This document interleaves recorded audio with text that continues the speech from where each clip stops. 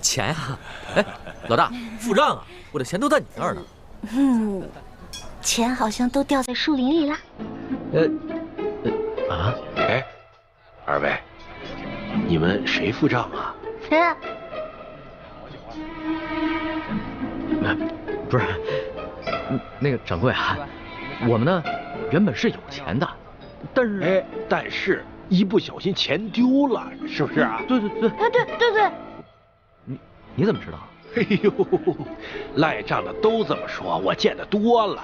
不是，掌柜的，我没有想赖账，我们呢只是途中遇到了一帮劫匪，然后我们……哎呦，一会儿说遇上了劫匪，一会儿说丢了，这出来想混神儿，先把谎撒圆了再说。这真没撒谎，是谁撒谎了？真是吃了熊先豹子胆了。哟，哦，摆个臭架子吓唬我，是不是？你不是撒谎，那好，饭钱付了，哎，吃饭花钱这是天经地义，这个理儿说到皇上那儿也是这个理儿，对吧？皇上来这儿也是这个理儿，的确是这个理儿。不是，这掌柜的，我没有不给钱的意思。那你给钱，快把钱给了。老大，要不然你先把你那个金镯子拿出来，回头我给你买几个玉。不可能！这个金镯子是我另外一个兄弟给我买的生日礼物。那日在太原帮你当了一袋粮食，后来有一天好不容易赎回来了，这才几天还没带热乎呢，不能给你。掌柜的，要不然这样，我们呢给你写个欠条，回头我让人给你送过来，我给你送10倍啊，不对，我给你100倍。哎呦，呸！还10倍100倍，这混神的我见得多了，可没见过像你这么笨的。你撒着谎，小孩都不信。我真的没有撒谎，我家里真的很有钱。你别说10倍100倍了，1000倍10000倍我都给得起。掌柜，你行行好吧，好吧，回头真有重赏，还有重赏啊！哎呦嘿，我可等不及重赏了，我先赏你。小二，有还有吃霸王餐的，谁？他们俩，给我捆了，送衙门。站住！一般遇到这种情形，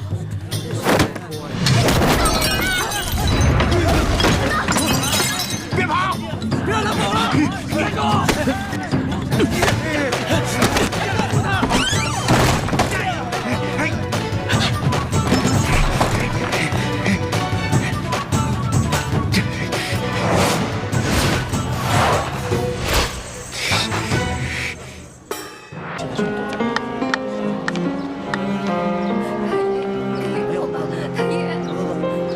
不行，我得想个法子，尽快回京城。我要是在这儿多耽搁一天，百姓们就得多受一天的苦。这里离京城1000里之远，就算走一天100里，也得走10多天呢。要是能雇辆马车就好了。雇马车啊，我问过行情了，从这儿到京城雇辆马车5两银子，你有吗？我现在算是知道了，什么叫做有钱男子汉，没钱汉子难。老大，要不然你把那……公子，少一点吧，我真的没有了。没吃饭。谢谢公子，谢谢公子，真是。给我一点吧，好饿，没有了。老大，你就让我把那个金镯子给当了吧，等我回了京城以后，立马让人帮你赎回来。不行啊，我这个金镯子是我一个兄弟送我的，我那个兄弟心思很重的，如果他知道我把金镯子当了，他一定会很难过的。哎呀，你自己想办法赚钱嘛，别老打我金镯子的主意，行不行？好，我知道你是故意刁难我，我还就不信了，我挣不了这5两银子。这才是我的好龙小弟嘛，文武双全，什么都会，对不对？不过你想到什么办法赚钱了吗？老大，你的耳环呢？哦，这儿呢。哎，你的金镯子不能当，耳环可以吧？耳环是可以啊，不过耳环不值什么钱，只能卖10几个铜板。10几个铜板就够了，走。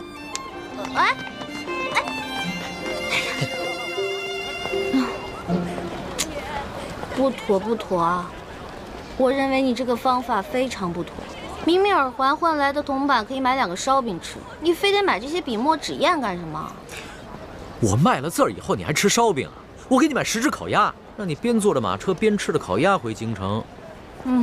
吹吧吹吧，反正大清吹牛不上税。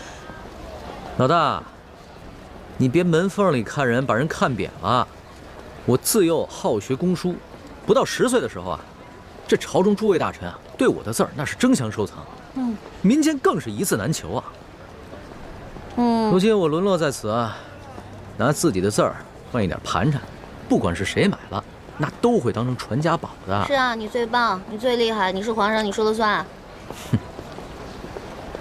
发钱了！哎，来客了，来领钱了！你看看，我就说了吧，我字儿有人喜欢。发钱了！发钱了！发钱了啊！都有啊，排好队，别挤都别挤，都有。你的，看到了吧？你的字在他们眼里还没个铜板实惠呢。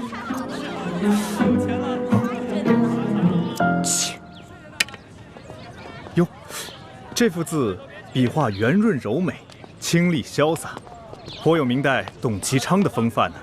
在世道好的时候，应该能卖几两银子。你居然能从我的字里边看出董其昌的风范，看来你对书法颇有研究啊！不瞒2位，在下萧凤生是也。啊，我想起来了，你就是山西第1大才子萧凤生是吧？惭愧惭愧啊！哎，你是否画过一幅古道西风图啊？有啊，不过我当时送给了京城一位友人。听说此画几经辗转到了皇上手里，皇上爱不释手。怎么，你见过此画？啊，那倒没有。我有一个乡亲啊，他有一个远房亲戚在朝中做官，然后我听过这个事儿而已。哦，哎，可是你为什么不卖字画，要在这儿乞讨为生呢？世道不堪，灾荒之年，老百姓连饭都吃不上，哪还有什么闲钱买我的劳师字字画呢？我又不愿攀附那些达官显贵，也就只得乞讨度日了。富贵不能淫，贫贱不能移，怪不得先生能画出连皇上都欣赏的大作来。这位兄台倒是萧某的知音呐，不过我也没有别的东西可赠，这枚铜钱我就赠与兄台，好歹也能买碗薄粥。告辞了。哎。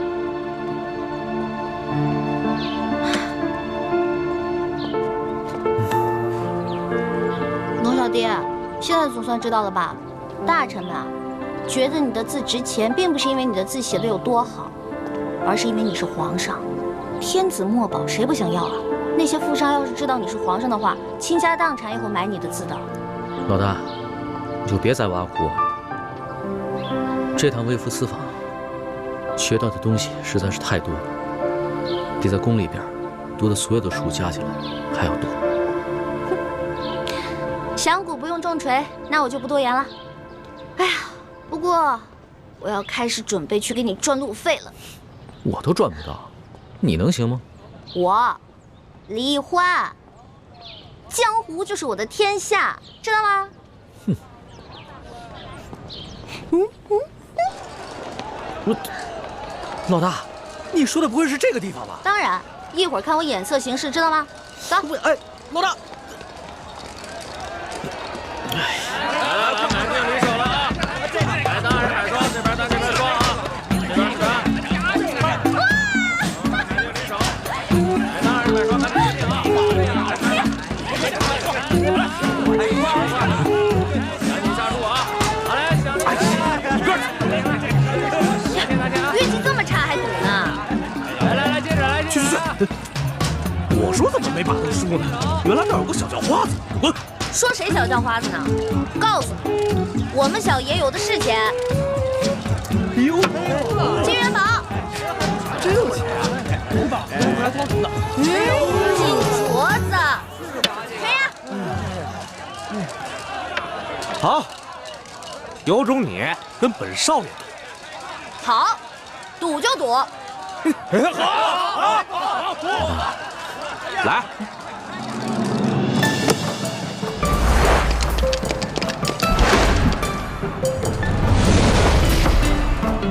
赢了！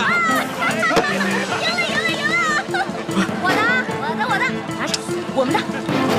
再来，再来，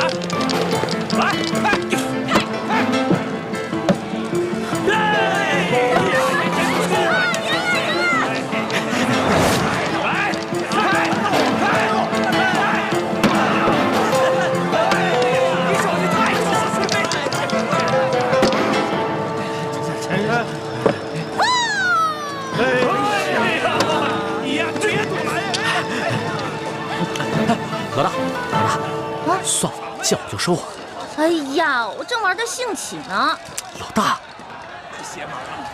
好，那个，最后一局了，小爷没时间了，最后一局了啊！最后一局，行，快压了，快压了，对，全压上，一把定翻回来，一把定输赢。对，好，没事，给我一把定输赢。对，来，豹子来了，豹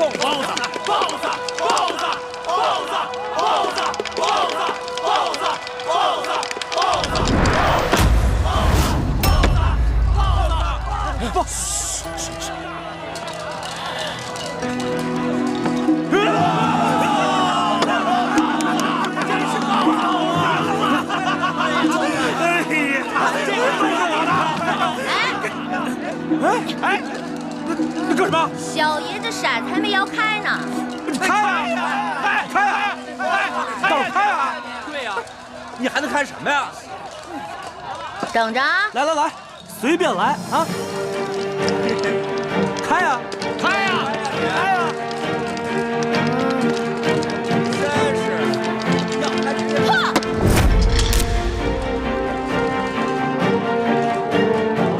快开呀！看好了啊！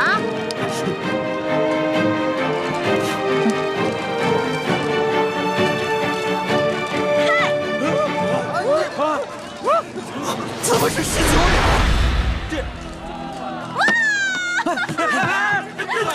抢什么？都是我的！抢什么？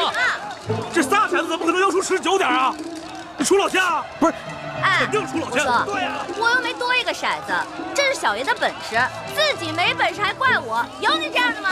不能算这个，这肯定出老千，咱不能让他走。这把不能算，再来一把。哎，官兵来抓赌了！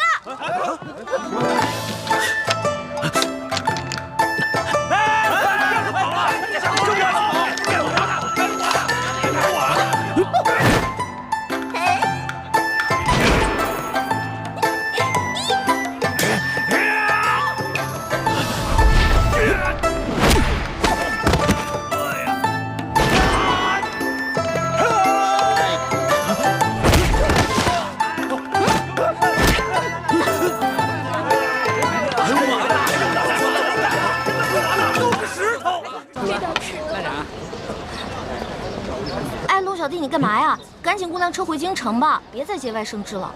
这不刚好路过吗？我这辈子就没吃过霸王餐，咱们还是把没付的钱给人结了吧。别人小本生意也不容易啊。龙小弟还挺好面子，老百姓就怕皇帝不要面子，随便天下骂声一片，民怨沸腾，皇帝却装聋作哑听不见。放心吧，我这次出宫啊，这心也算是真开窍了。哎，走开！来，两位客官，哎，请。掌柜的，这是上次欠你的饭钱，够吗？哎呀，二位，你们客气了，够了，是不是没想过我们会回来呀？哎呀，哪能啊！二位都是正人君子，肯定会回来。按照我的做派呢，就像你上次那么奚落我，就可以抵了这顿饭钱。不过呢，我小弟为人正直，非要拉我回来还你钱不可。哎呦，是啊，哎，二位爷，不是小的粗俗势力，小本生意都亏不起。这么着，我再请二位用一餐，算我对你们上次那个赔罪，你看如何？不必。哎，可以，有酒有肉。老大，吃白不吃吗？不是你，没事儿，人是铁，饭是钢嘛，吃饱以后再上路啊。万一一会儿路上想买好吃的没有了呢？而且你看老板人家多有诚意啊。就是嘛。哎，赏个脸，二位赏个脸啊！哎，小二，快，请二位爷楼上上雅座。哎，好，哎，这边挑雅座啊！哎，小心楼梯。哎，慢点。啊！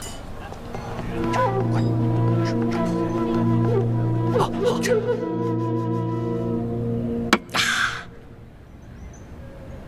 饿了2天，总算能饱餐一顿了。龙小弟，你现在终于知道了吧？为什么我这么贪吃？就是因为小的时候总挨饿，吃完上一顿，下一顿就不知道什么时候吃了。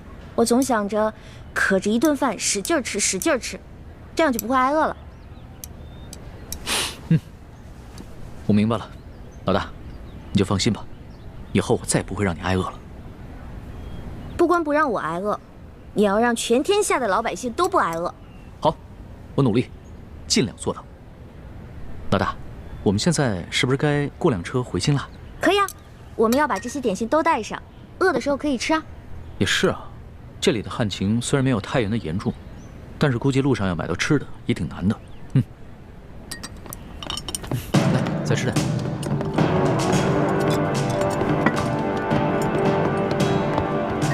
铁捕头，就是他。掌柜的，你这是干嘛呀？上次的饭钱我们可结清了，这顿是你刚才在底下说你请我们的，不就一顿饭的事儿吗？那我们给你钱还不行？你报什么官啊？二位爷，这就不怨我了，你们这胆子也太大了。既然巡抚大人已经全省通缉你们，还敢上我这酒楼来？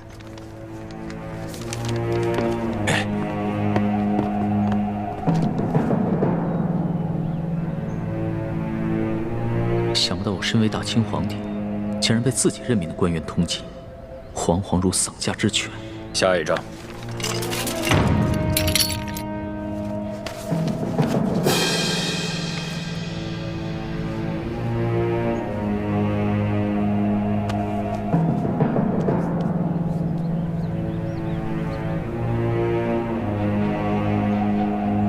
果然是他，给我拿下！铁卫国，住手！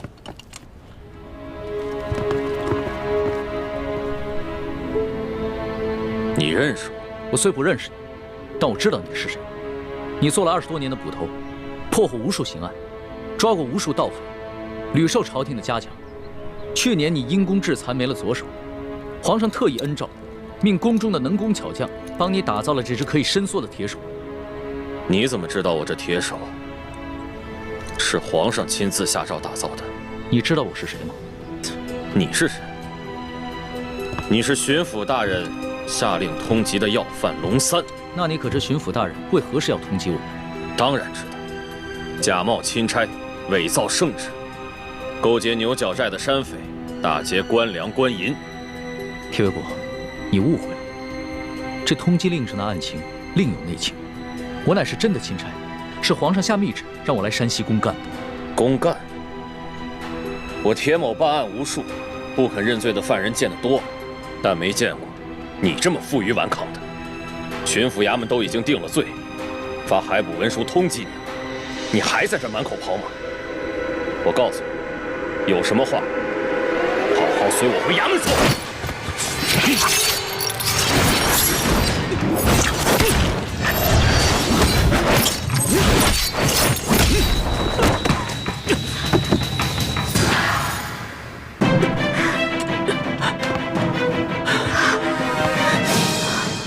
把他们给我抓起来！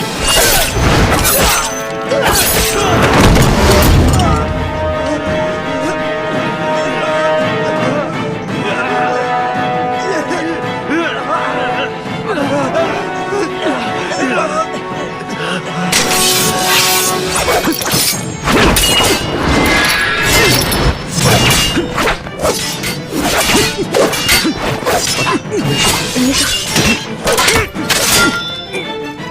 快走！你认识他？我不认识他，我们快走吧。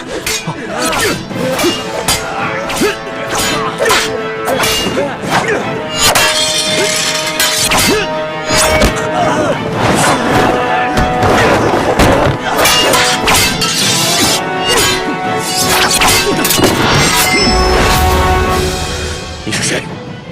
铁卫国，看见了平时清廉勤勉的份上，今天我饶你不死。不过，你还是先在床上躺1个月吧。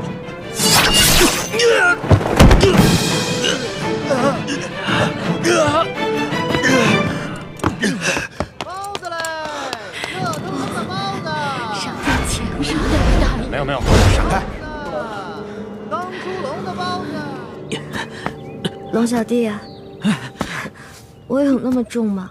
你怎么跟打醉拳似的，歪歪倒倒的呀？老大，这是我这辈子第一次背人，我能背着你一口气跑出华阴县，就已经不错了。糟了，钱，我把钱全都落在酒楼里了。老大，先别想钱的事了，保命要紧啊！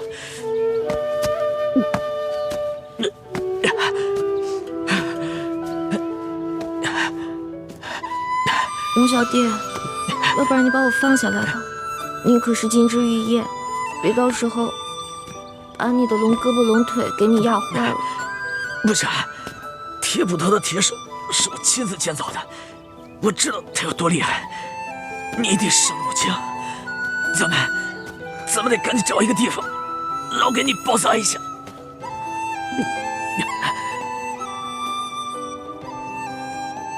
前面好像有一个茅草屋，进里面休息一下吧。啊，我也真的是快走不动了。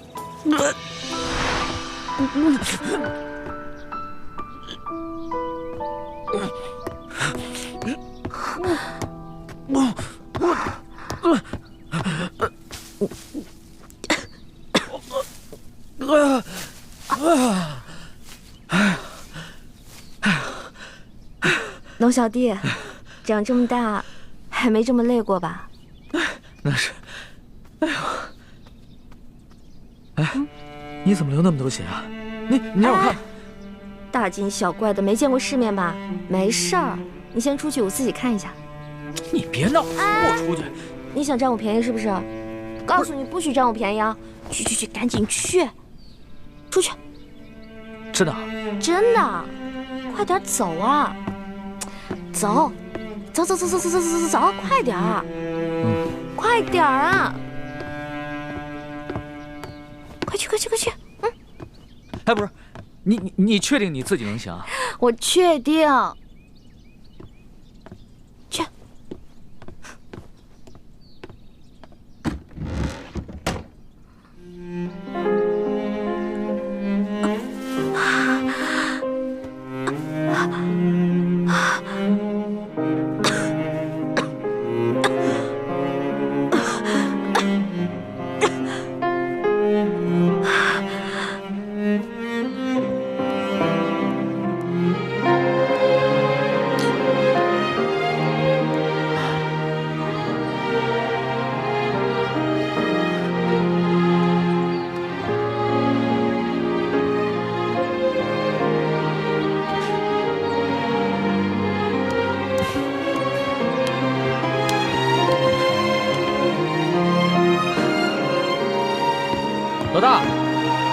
老大，你自己可以吗？你怎么不说话呀？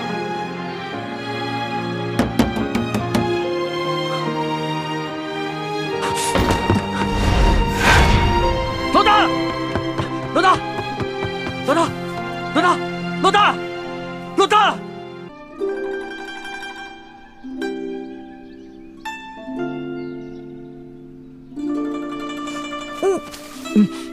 老大，你醒了。哎，你伤口怎么样了？我好不容易才给你包扎好，你千万别乱动啊！我这伤口是你包扎的？对啊，不是，这个是我第一次给别人包扎伤口，要是包扎的不好，你千万别笑话。你怎么能趁我昏迷的时候占我便宜呢？我怎么占你便宜了？那你的伤口流血不止了，我怎么能看着不管呢？我发誓，我绝对没有趁机占你便宜。不过你皮肤又滑又软，摸起来确实挺舒服。哎，住口！说什么呢？那你为什么要抱着我睡觉啊？我冤枉啊！你这流血不止，手脚又冰又冷的，我也不会生火，我只能抱着你睡觉啊。哎，你怎么那么多借口啊？我现在好了，你赶紧下去吧。我都说让你……哎，老大，你没事吧？老大，哎，龙小弟啊，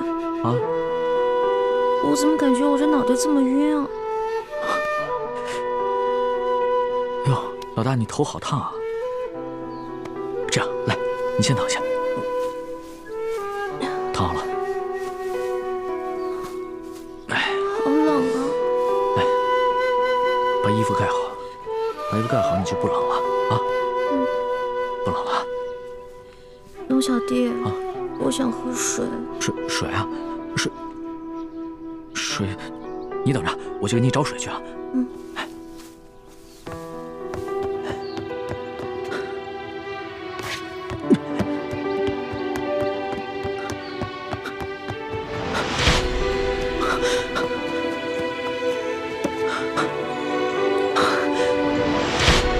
慢点喝，还要喝不喝？啊，我好冷啊！冷啊！来，你先躺下，来，躺下。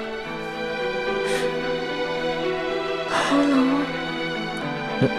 这样，我出去给你拾一些柴火回来，给你生火取暖，好不好？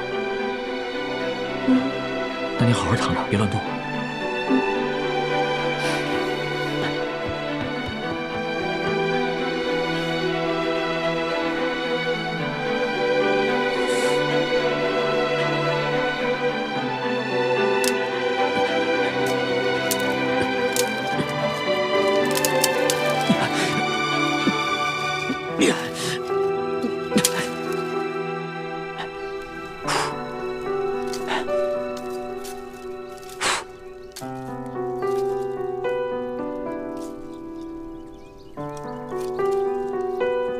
龙小弟啊，折腾了这么半天，我怎么还没升上啊？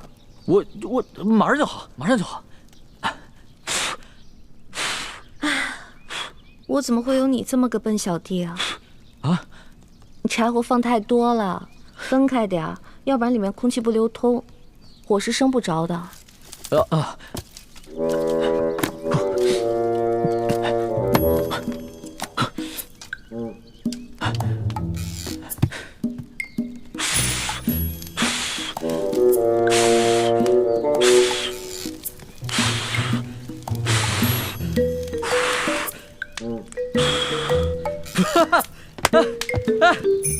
这可是我第一次把火给升起来了，不容易啊！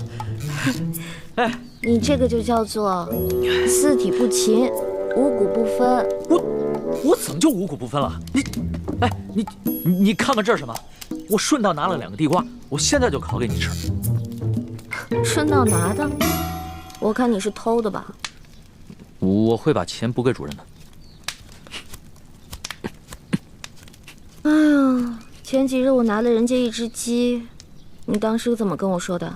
不告而取，就是偷。哎呀，行了，说话伤元气，你伤得那么重，别毒舌了。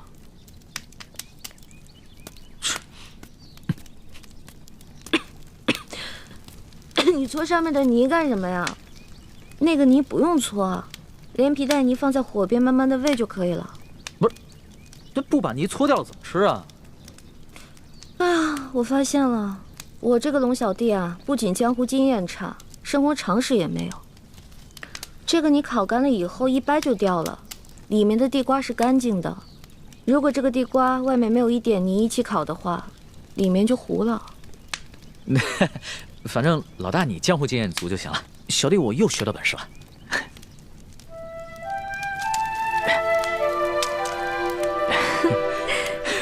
你怎么扔火里了？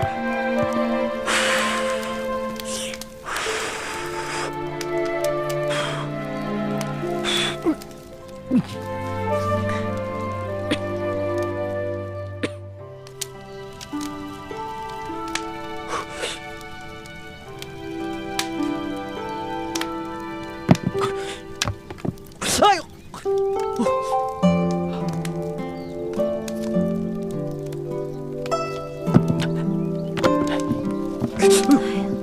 你小心点儿，别烫坏了你的龙爪。好烫！慢点儿。这烤糊了。哟，这心里还生着呢。那我再去给你烤烤。哎，不用了，我没有你那么挑剔。再等你学会烤地瓜，估计老大我就变成干尸了。好吧。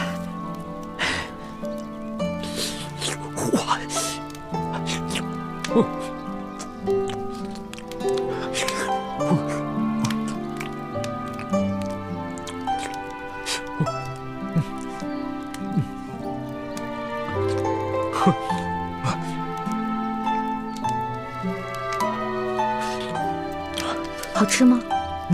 好吃。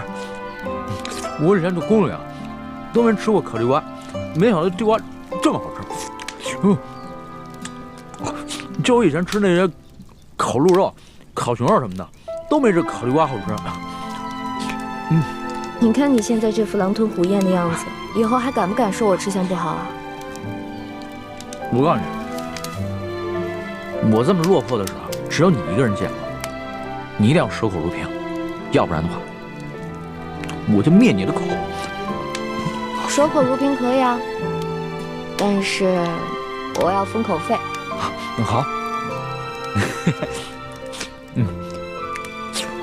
龙小弟，把我这个也吃了吧。不是，那你怎么办啊？吃不下了，我好累啊，我再睡一会儿。好，那来，你先躺下，先躺下，往上躺点啊。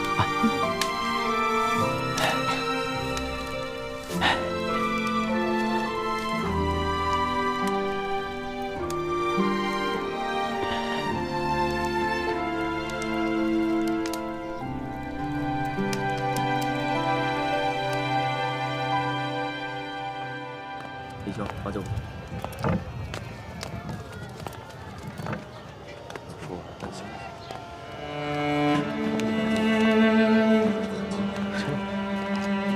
大姐，来我这命吗？不要。哎，价钱好说，结实。你看看这个，不错吧？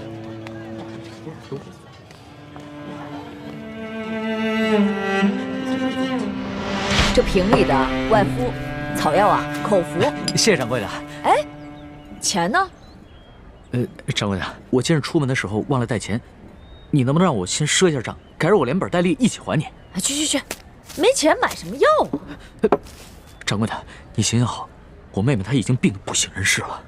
我这开的呀是药铺，又不是慈善堂。再说了，这救济百姓啊，乃是皇上和官府的事儿，又不是我这个生意人能做的。你要怨，就怨皇上和官府吧，别怨我。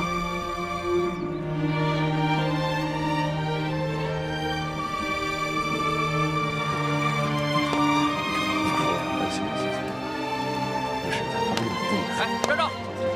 过来，你站住！哪里？哎，站住！这怎么办？走吧。你过来，走吧。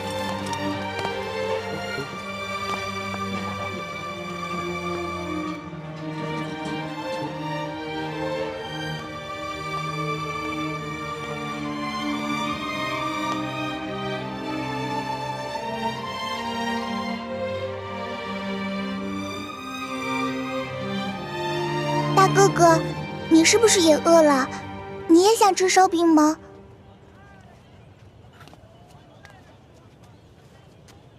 小妹妹，哥哥不饿，是哥哥的妹妹饿了。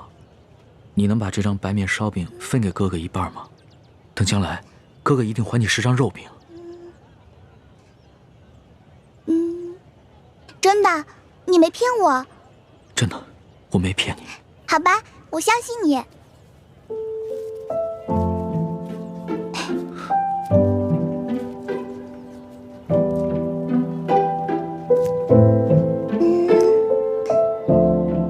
你将来要请我吃肉饼，这块大的给你吧。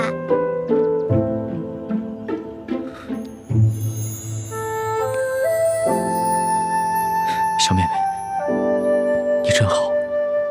你能告诉哥哥你叫什么名字吗？我叫喜儿。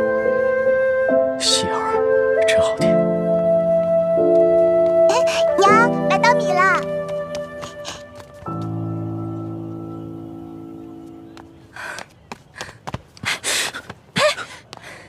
哪来的没脸的东西，居然敢骗一个小孩子的烧饼！这个烧饼可是我当了我陪嫁的银簪子才换来的，居然被你骗去一半。这个大嫂，我没有骗你，我只是暂时落了难。等我回家有了钱，我一定还给你10张烧饼。还？你骗谁呢？这年头，休说你一个叫花子，就连官府都不讲信用。说好的每人每户1两银子1担米，结果呢？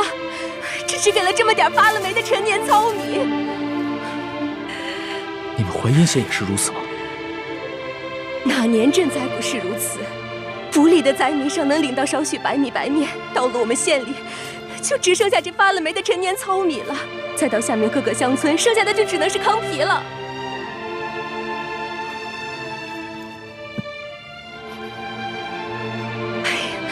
喜儿，以后可不能这么傻了。这些人都是骗子，骗你的。喜儿，你一定要相信哥哥，哥哥将来一定会还给你10张肉饼的。我呸！还不快滚！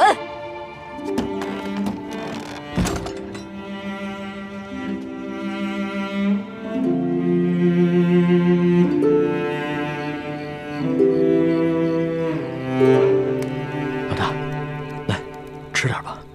你呢？我已经吃过了。我只讨了1张饼，我吃了一半，另外一半留给你。龙小弟，你对我这样，我真的挺开心的。可是我吃不下了。那你不吃东西怎么行啊？我好难受。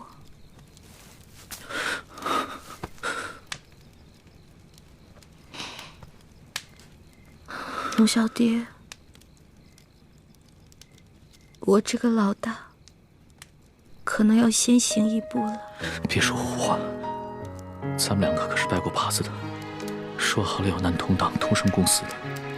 所以为了我，你一定要撑下去。我尽力吧。你知道我最怕什么吗？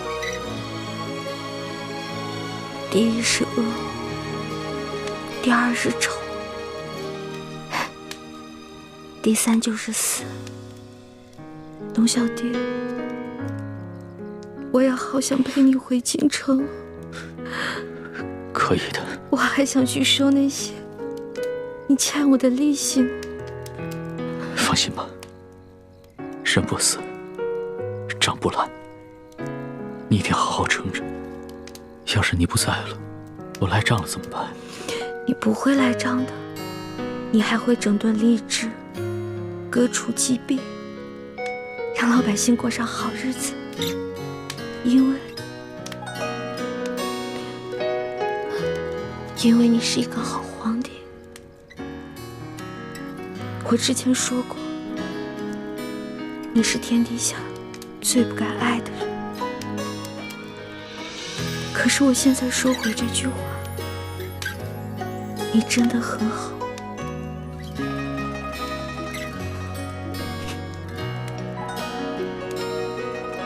谢谢，谢谢你，老大，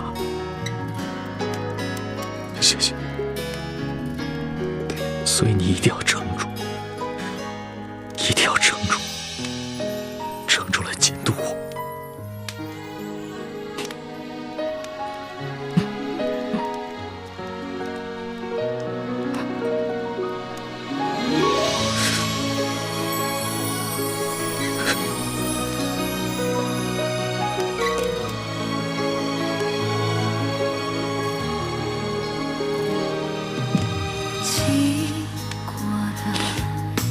龙小弟，你哭了。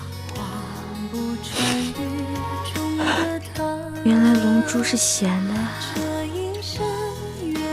这是我第2次看见你哭了。其实我原本以为在我父母死了以后，我就已经是铁石心肠，不会再哭了。没想到，上一次我是为了百姓，而这一次，只是为了你一个人。有你这句话，我死也知足。老大，你不会死的，老大，你不会的。老大，老大，老大，花儿，老大，老大，老大。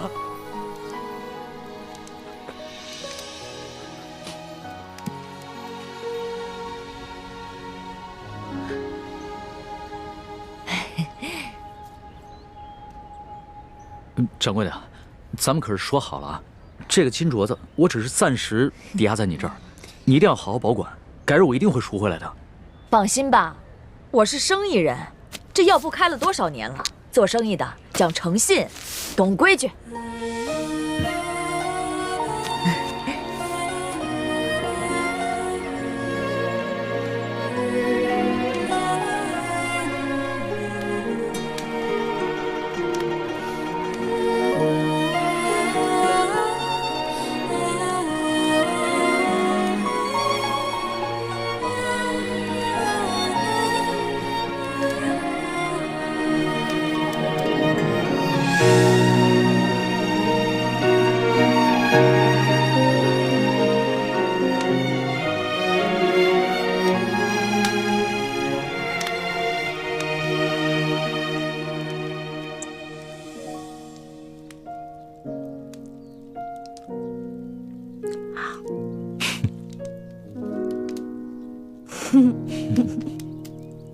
傻死了！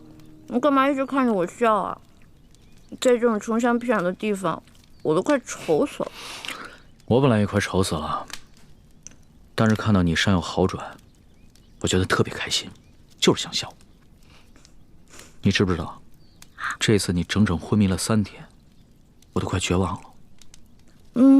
本来呢，我都到阎王爷那儿去报道了，结果阎王爷说：“哇，这个小姑娘太能吃了，养不了你，回去吧，回去吧。”我就被遣送回来了，继续祸害你来了。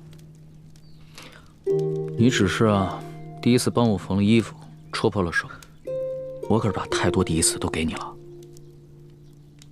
打水、烧火、煎药、收拾屋子、偷人家地瓜，还有帮你清理伤口。我就知道你会说这句不正经的话。不过今天早上我醒来的时候，我看到你没有把我推开，我心里就觉得这一切都值了。龙小爹，你得跟我发誓，这件事情不许告诉任何人。好，我发誓，不告诉别人，替你保密。咱们明天雇辆马车回京城吧。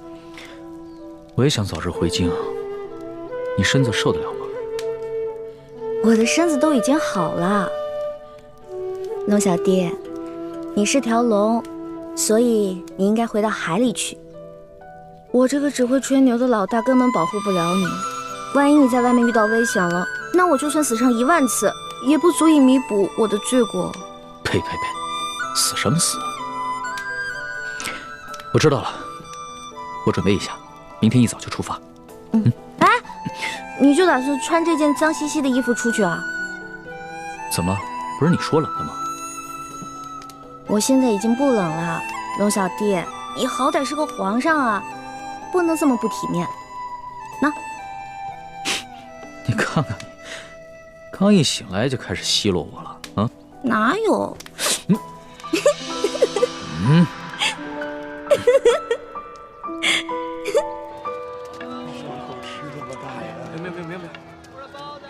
客官，您的药都包好了，来，您拿好。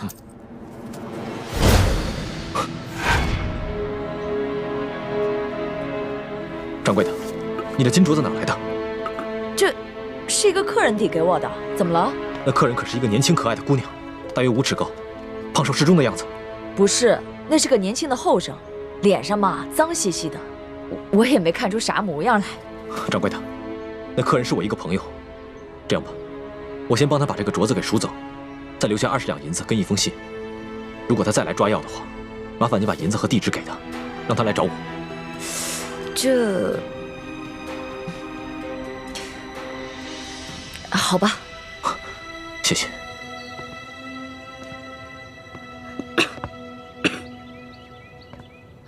龙小弟怎么还不回来啊？是不是发生什么意外了？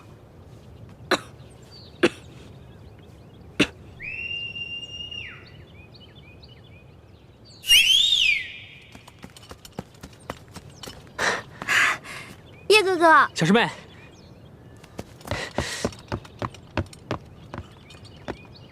叶哥哥，你怎么才来啊？我早就来了，这几天我四处寻你，可我发出的讯号，你为什么一直不给我回应啊？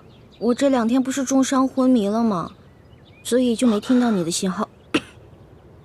你昏迷了？嗯，伤得这么重？没事儿，你看我现在都好。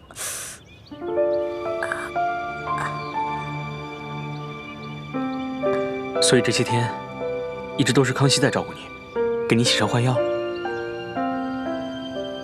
哦，嗯。好了，外面风大，我们进屋说吧。好，进来吧。快进来，坐。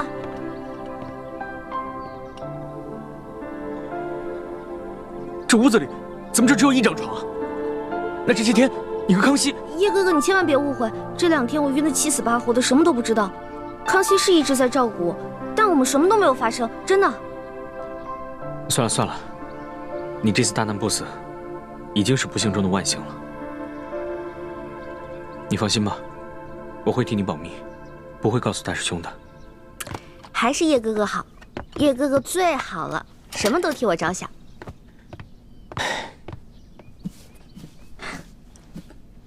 喏，给你，这次别再弄丢了。这个金镯子怎么会在你这儿？不是龙小弟给当在药铺了吗？淮阴县本来就不大，整个县里只有1家药铺。今天早上大师兄去给雪师姐抓药的时候，雪姐姐怎么了？生病了？雪师姐也受伤了，而且伤得很严重。不过，她是因为保护大师兄才受伤的。雪姐姐对大师兄是真的好。大师兄去抓药的时候，突然发现那个药店的女掌柜手上居然戴着这个金镯子。大师兄把这个金镯子赎回来交给了我，让我继续寻找你和康熙。他和雪师姐就在落脚的土地庙里等消息。我这几天把淮阴县东南西北方圆20里的地方都找遍了，给你发出的信号你也不给我回应。不过好在今天总算找到你了。辛苦了叶哥哥，但是你千万别误会，这2天我一直昏迷，什么都不知道。我们身上实在是没钱了，所以龙小弟为了救我的命，才把这个金镯子给当的，给我换药。你不会生我气吧？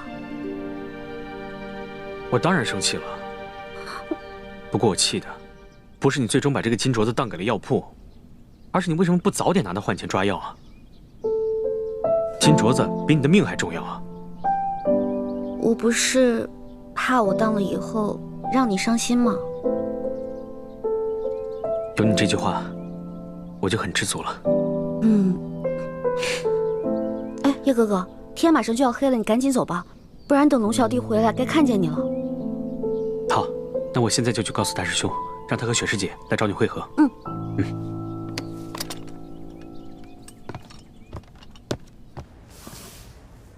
你的朋友给你留了一封信，让你按信上的地址去找他。谢谢掌柜。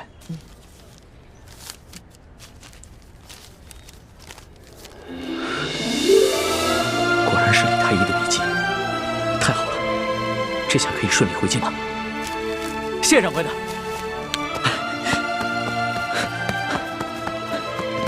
哎，小哥，小哥，我想请问一下，这10里铺的土地庙怎么走啊？前面转个弯就到。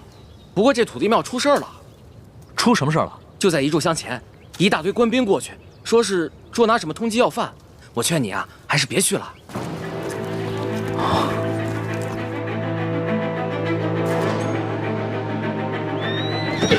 撤！站住！快抓住他们！撤！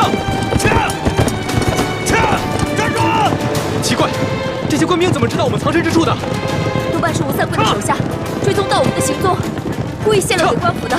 小师妹和康熙都在城西海岸港，你们把他们吸引到城东，我去找欢妹他们，然后咱们在城北会合。好，撤！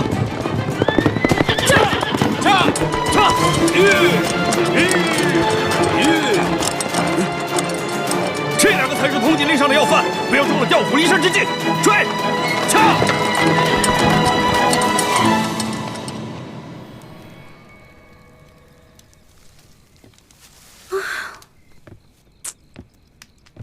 这龙小弟怎么回事啊？我好不容易跟猪哥哥他们会合了，龙小弟不会出什么事儿了吧？呸！乌鸦嘴！龙小弟一定没事儿的。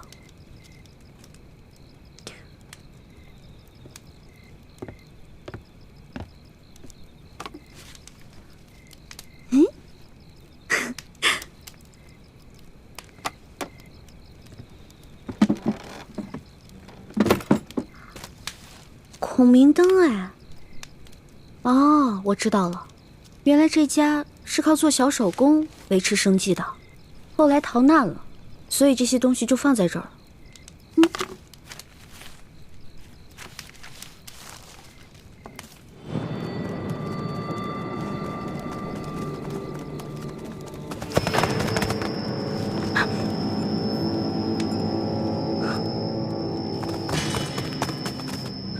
我的伤还没好，跑不了太长时间，必须在短时间内甩掉他们，找个地方藏身，才有可能逃脱。屋里只有那个丫头在，记着留活口，只要有她在咱们手上，她哥哥武功再高，咱们也不怕了。是，走，走。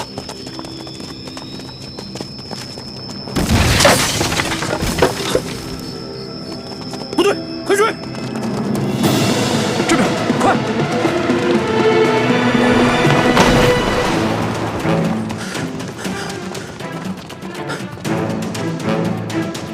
这丫头轻功虽好，但受了重伤，肯定跑不远。追！是。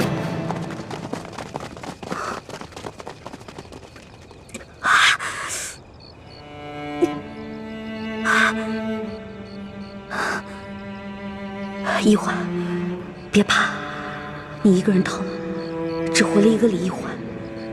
可龙小弟若是活着，就能救天下无数苍生的性命。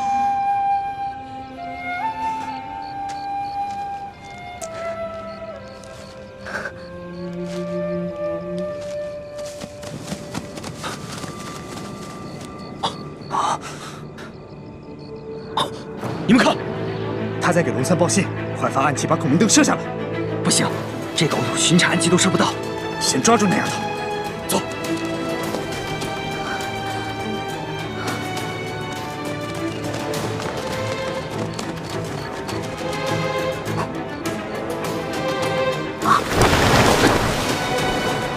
在那呢，追！是。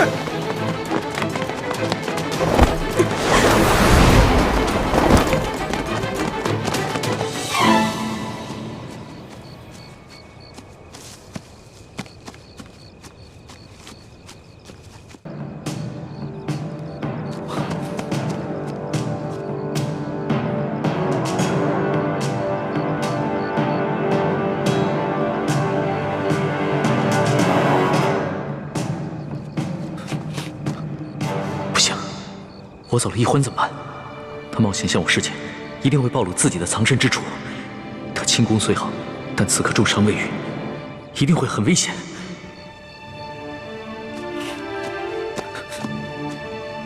可是我回去也救不了一欢，反而会把自己也搭进去。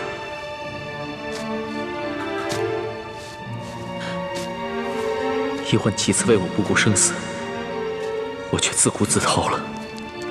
我如此胆小自私，又有何德何能君临天下？我不仅是一欢的龙小弟，更是大清的皇帝，又岂能因小失大？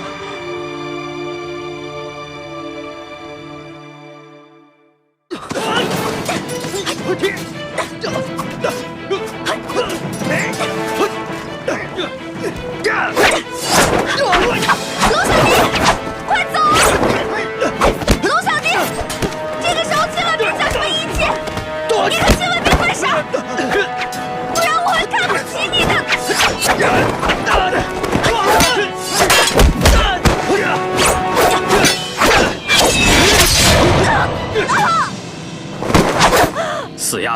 轻功那么好，武功水平平，现在我刺伤了你的脚，看你怎么跑！带走。是。起来。龙小弟，你快逃！千万别管我！快点！快逃啊！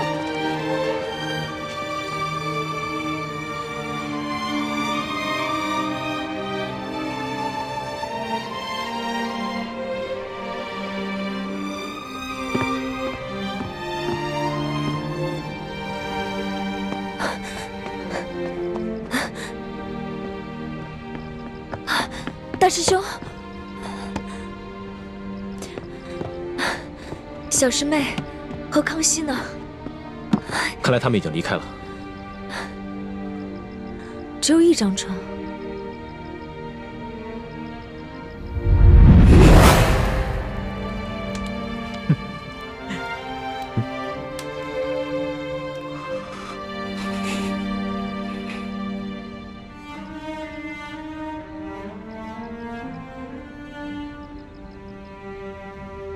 大师兄，倾城，你没事吧？没事，没事。你的伤还没好，这一路逃避追杀，怕是又把伤口震裂了。要不你先去找他们吧，找他们要紧。现在这里是安全的，你在这里休息一会儿，我先去找他们。嗯，我行动不便，就不拖累你了。一定要小心一点，如果发生什么意外的话，马上发出信号，我立刻赶回来。你放心，我只是腿受伤了。一般杀手还近不了我的身。好。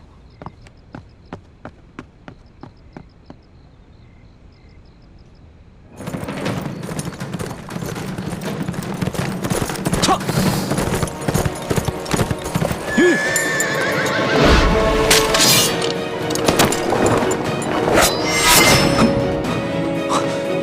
柱子，怎么是你啊？一环呢？就一环。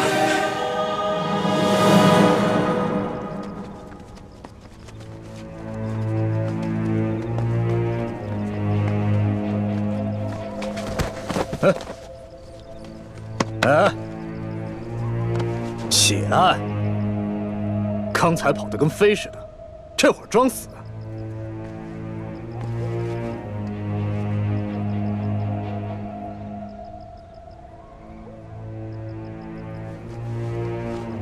他不是装的，他本就受了重伤，还未痊愈，刚才又中了你一刀，所以才会虚脱昏厥。老大，这丫头真俊。反正二公子说了，把龙塞他们一行人全部杀掉。不如咱们先……不行，咱们不是他哥哥的对手啊，还得留着他设套，抓他哥哥呢。哎呀，咱们只是玩玩嘛，尽量怜香惜玉点，别弄死他就行了。也好，老子也实在忍不住了。拿着刀。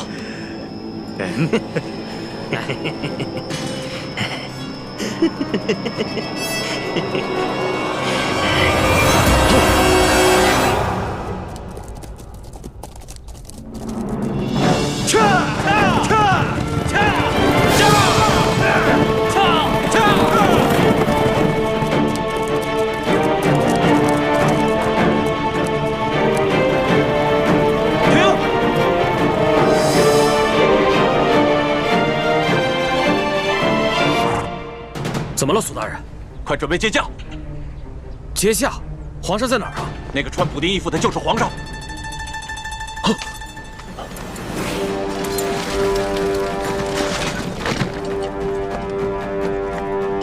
参见皇上。皇上，奴才救驾来迟，请皇上恕罪。你要是再晚来几天，说不定朕就要去见先皇和太祖皇帝了。奴才罪该万死。皇上，索大人跟大塞在途中遇见不明身份匪徒的袭击，九死一生，才找到玉巴赞将军的军营。刚一到营门口，就因失血过多晕了过去，好不容易才死里逃生。他宣读了皇上的密旨之后，没顾伤好，就跟玉巴赞将军赶去山西太原，在途中遇见了奴才，得知了皇上已经启程返京，所以才一路追了下来。朕已经知道了，都起来吧。谢皇上。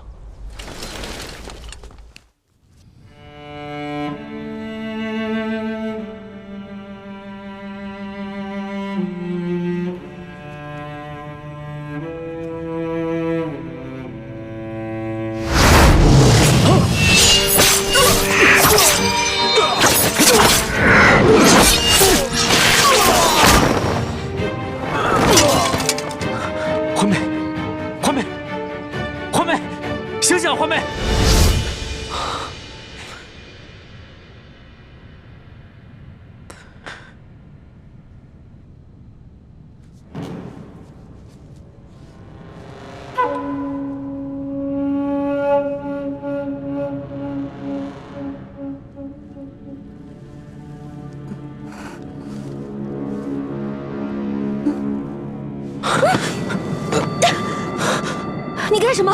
你干什么？我滚！小师妹，我走。小师妹，我也是一时冲昏了头，情不自禁。情不自禁？你还有没有一点廉耻心？你明明知道我跟大师兄定了亲，我是为了大明的太子妃啊！你还知道你跟大师兄定了亲是为了大明太子妃？那你还跟康熙？你可以和大秦的狗皇帝亲热，我亲你一下就变成了不知廉耻是吧？你怎么能说出如此的话？你走！我不想再看见你了。小师妹，我错了。那要不我现在带你去找大师兄啊？你是不是一直知道大师兄在哪儿等我们？你为什么不带我过去？你把我抱进山洞，到底想干什么？走，滚！我数3个数，如果你再不走的话，你再不走，我就咬死自己。好，我走。3，我走。滚！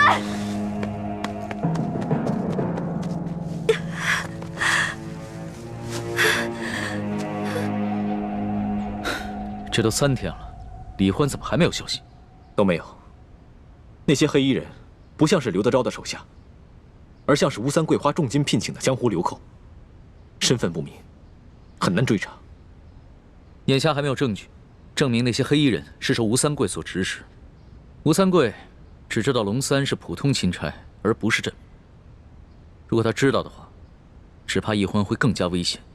所以，你们一定要守口如瓶。皇上，求您放心，奴才已经吩咐下去，任何人不得泄露消息。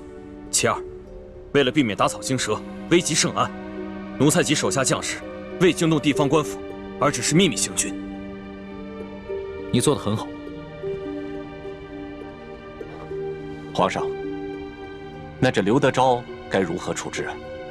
刘德昭乃胆大包天之徒，岂会束手待毙？若能逼得他叛乱，岂不是好？皇上，刘德昭居然敢下令通缉皇上，害得皇上九死一生，更害得臣妹生死未卜。臣恳求皇上立刻下旨，将其处以极刑，灭其九族。这个刘德昭纵然将他挫骨扬灰，也难消朕的心头之恨。臣愿意传旨问罪，捉拿刘德昭，为皇上分忧，为臣妹报仇。这刘德昭，毕竟在山西经营多年，若这么明旨问罪的话，让他知道了朕便是龙三，龙三便是朕，只怕他会狗急跳墙，联合众多的涉案地方官员起兵叛乱。纵然起兵叛乱，也成不了气候。玉巴赞手下都是以夷敌十的八旗精锐，一定能把他们收拾干净。皇上，奴才愿立下军令状，替刘德昭的人头来见。不必了。犯下滔天大罪的只是刘德昭等贪官，他手底下的官兵也是我大清的子民，又何必激起兵变，徒生内耗？皇上，那您的意思是？刘德昭此时啊，一定知道龙三被玉巴赞给接走了，他一定会心虚。如果朕所料不差，他弹劾龙三的折子已经在快马送往京城的路上。待朕回京之后，朕派一个老成持重的官员去接见刘德昭，就说他和龙三互相弹劾的折子，朕都已经看到，朕不能偏听偏信，要宣他进京，和龙三当面对质。哎呦，哈哈哈！皇上，您这可太英明了。想那刘德昭自持手里面有假圣旨、假玉玺，他必定想侥幸最后一搏。这样，他很可能会老老实实的进京来对质，到时候我们便可不费一兵一卒，让他自投罗网。想不到他经历了如此大病，受了那么多此前从未受过的屈辱，还能如此冷静。若换了我，只怕会亲自率兵去捉拿刘德昭，一块凶夷。又如此强敌，我要光复大明谈何容易？皇上，既然如此，那就请皇上尽快起驾回京吧。眼下易欢还生死未卜，朕放心不下。是啊，皇上，世淑姑娘是下落不明，可是您留在这山西，那也没有什么益处啊。建清，你快告诉我，易欢是不是已经……我不会再也见不到易欢了吧？叔父放心，易欢不会有事的。啊！难道你已经有了易欢的下落了？只是瞒着皇上？虽然没有十足的把握，但是也发现了一个关键的线索。易欢现在是安全的。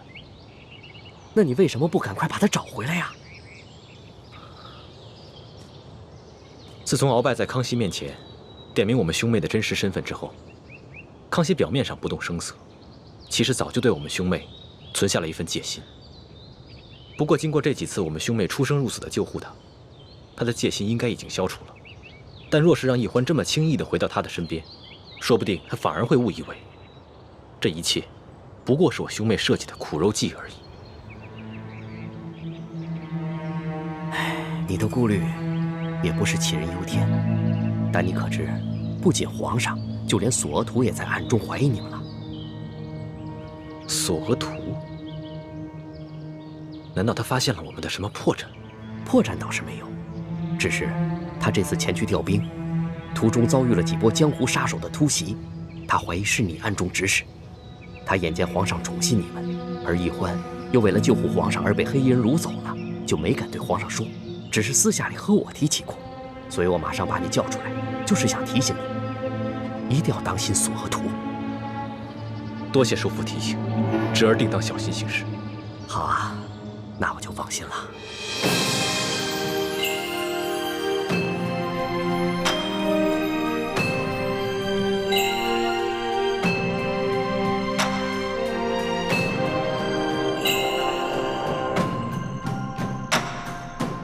皇祖母，可是有皇上消息了。索额图派人送来了密奏，他跟玉巴赞已经顺利的接驾，皇上平安无事。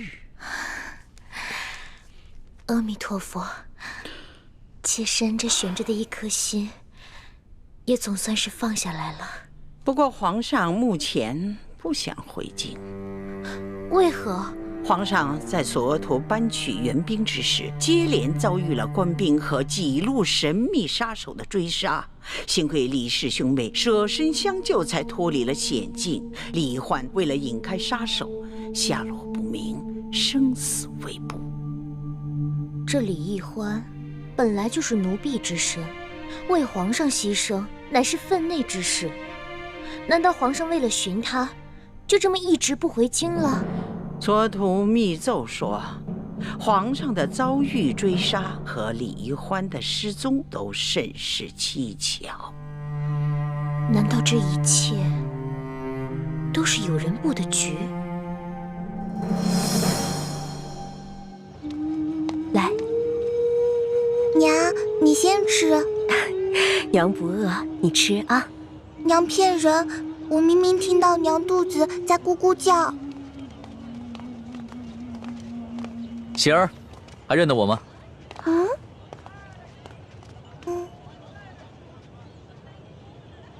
哦，大哥哥，是你呀！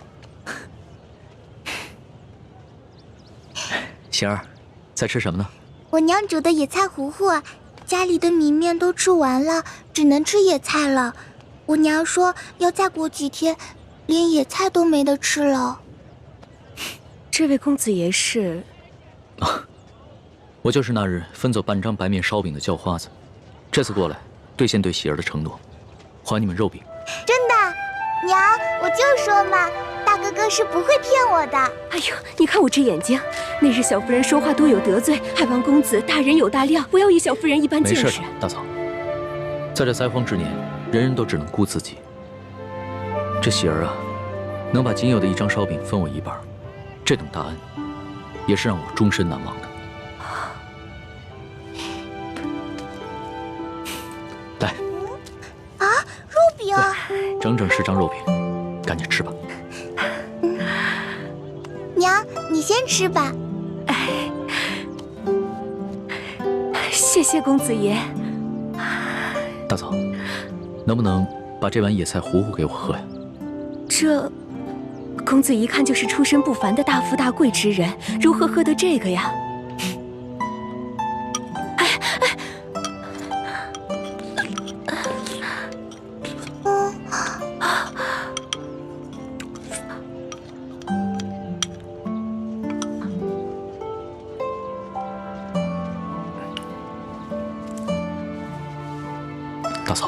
这是周钱。这可如何使得？没事，收下了，这是我欠你们的。相信我，很快朝廷就有新的赈灾措施下来，到时候就再也没有人能骗得了你们了。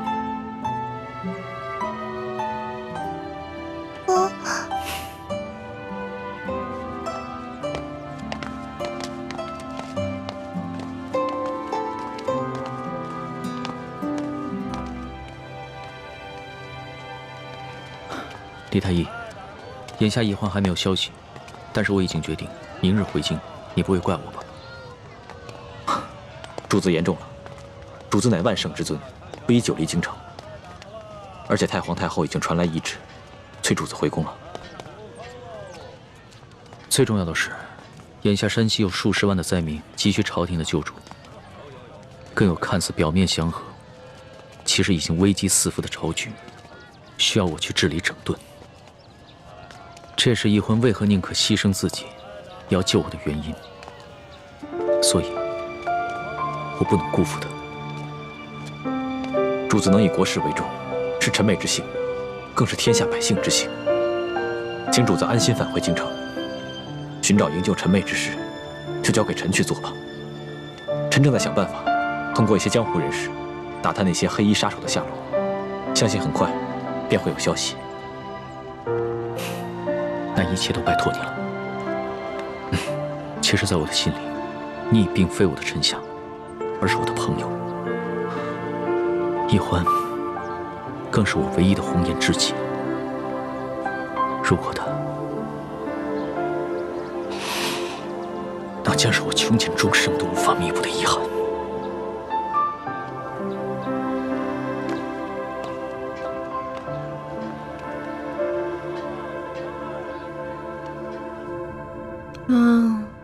好饿呀！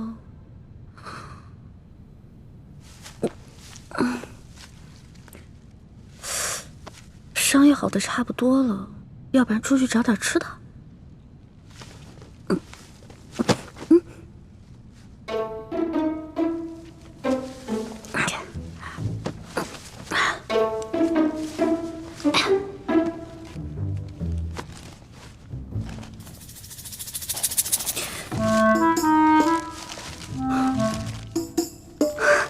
烧鸡，还有酒，进来吧。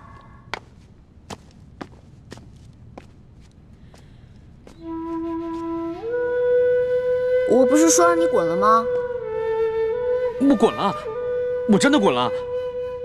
可是你的伤没好，我不放心你，而且我算了一下，我留给你的水啊、干粮还有药，你差不多也应该吃完了，所以我就又回来了。你如果真的关心我，就应该把我的行踪告诉朱哥哥，让他来接我。没脸见他。我前不久做了一个很怪的梦，我梦见有个人跟我开玩笑，我推开他，还让他滚。不过现在我的伤好的差不多了，那个怪梦我也都忘了。真的？哎，不好的梦，忘了就忘了吧。但是下不为例。快吃吧。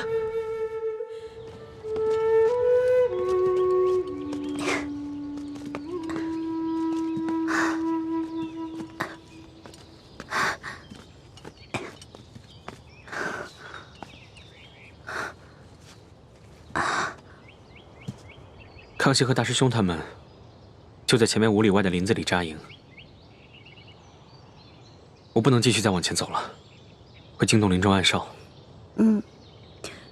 叶哥哥，你赶紧去找倩影姐姐会合吧。这几天她一直在吴应奇那边帮你撒谎，一定很辛苦。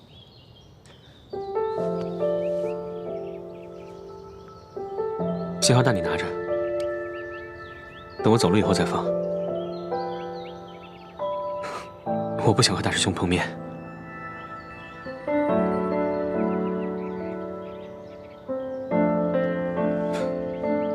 好好照顾自己啊！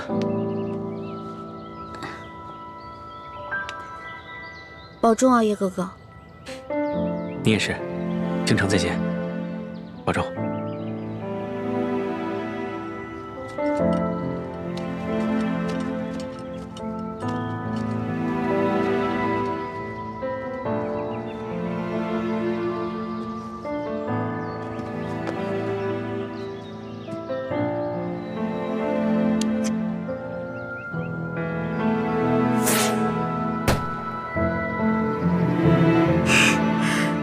放了这个信号弹，猪哥哥就能看到我了。如果猪哥哥和龙小弟知道我平安归来的话，肯定像两个小傻子一样，嘿嘿，乐疯了吧？猪哥哥，你得快点来接我呀！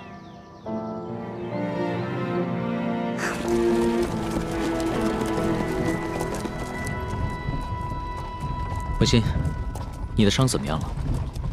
已经没有大碍了。多谢皇上关心。以前在宫里啊，朕只觉得你温婉博学、知书达理，没想到你还如此有胆有识，屡次不惜性命救朕。就只此一点，整个后宫无人能及你。那叶欢呢？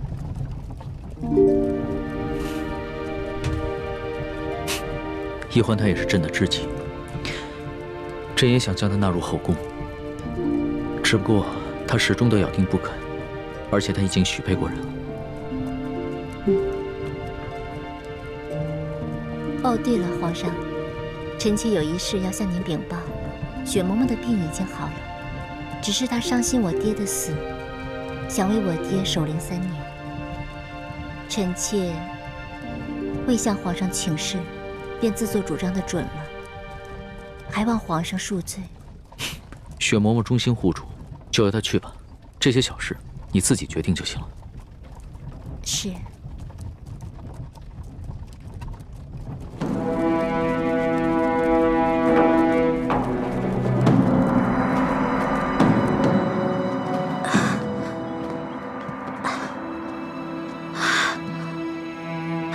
猪哥哥，你到底有没有看到我给你发的信号啊？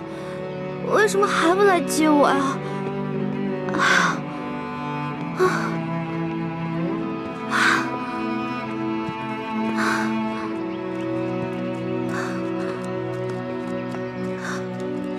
这位大哥啊，我想问一下，驻扎在附近的军营呢？走了啊，他们在这儿待好几天，今天一早才走。啊？